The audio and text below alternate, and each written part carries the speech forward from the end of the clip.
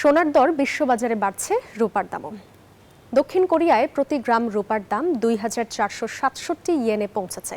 দেশটিতে এই ধাতুটির আশাতীত চাহিদা বাড়ায় রূপার দাম রেকর্ড উচ্চতায় অন্যতম কারণ বলে মনে করা হচ্ছে।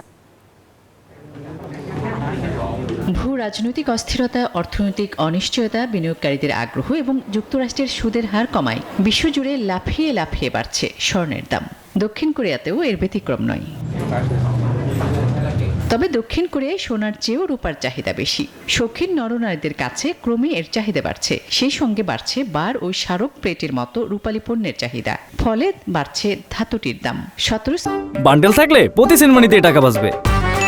বিকাশ সেনমানি বান্ডেল কিনে জিতুন প্রতি লেনদেনে। সেপ্টেম্বর দেশটিতে প্রতি গ্রাম রূপার বিক্রি হয়েছে ২,৪৬৭ ইয়েনে, মার্কিন মুদ্রায় যা $1.9।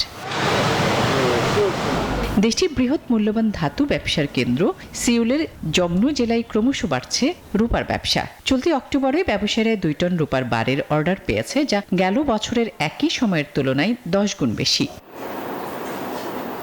এতে অনেক বিনিয়োগকারী সোনা থেকে রূপায় বিনিয়োগে মনোযোগ দিচ্ছেন।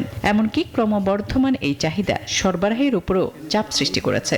মজুদ কমে যাওয়ায় এরই মধ্যে দক্ষিণ কোরিয়ার বেশ কয়েকটি বাণিজ্যিক ব্যাংক এবং মূল্যবান ধাতু প্ল্যাটফর্ম রূপার বার বিক্রি স্থগিতের ঘোষণা দিয়েছে।